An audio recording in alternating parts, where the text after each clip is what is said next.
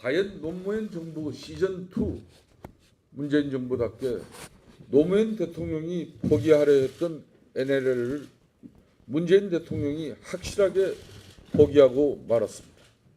일방적으로 NLL을 손을 놓아버렸다는 사실은 심각한 문제가 아닐 수 없습니다.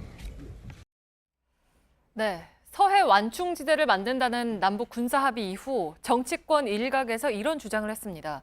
일부 언론도 우리가 북한에 크게 양보를 해줬다거나 앞으로 안보에 큰 차질이 생길 수 있다고 보도했습니다. 팩트체크팀은 합의서 내용을 하나하나 다시 따져봤습니다. NLL 인근의 남북한 전력도 비교를 했습니다.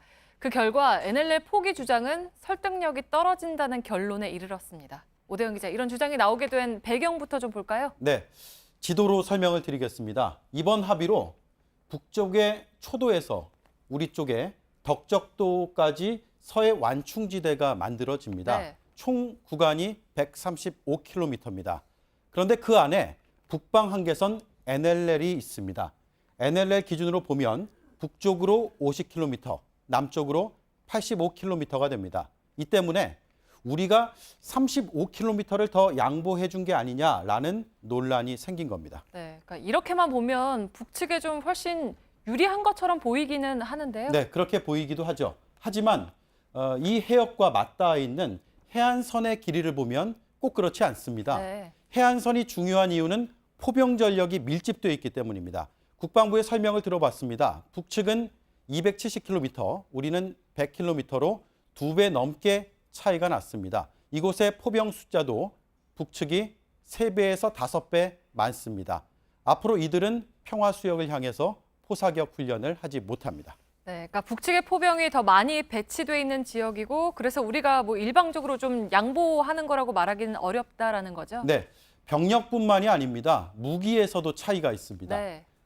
이곳에 있는 북측의 해안포는 우리보다 5배에서 6배 많다는 것이 국방부의 설명이었습니다. 네, 그러면 NLL은 어떻게 되는 건가요? 뭐 무효화되는 건가요? 그렇지 않습니다. 9.19 합의서를 다시 한번 보겠습니다. 3조에 남과 북은 서해 북방 한계선 일대를 평화수역으로 만들어라고 되어 있습니다.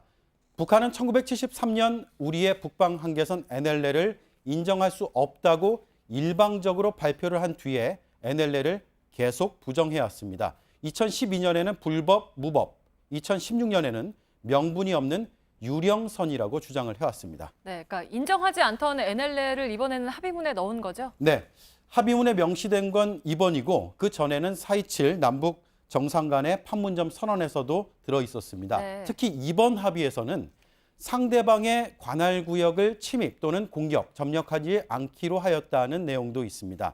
NLL 이남을 우리의 관할로 인정을 하고 침범하지 않겠다고 합의를 한 셈입니다.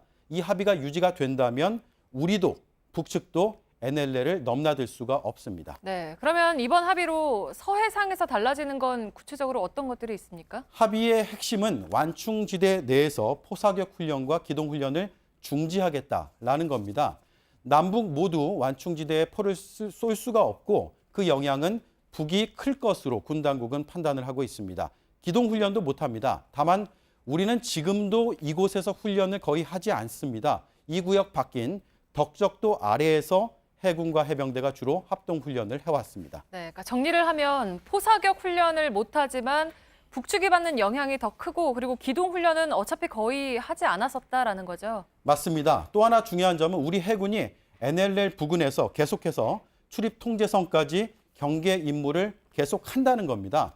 기존처럼 쌍방이 경비를 하는 것에 합의를 했기 때문입니다. 서해 완충지대로 안보 공백이 생길 수 있지 않느냐라는 우려를 할 수는 있습니다. 그러나 이런 사실들을 종합해 보면 NLL 포기까지 주장하는 건 설득력이 떨어져 보입니다. 네, 팩트체크 오대영 기자였습니다.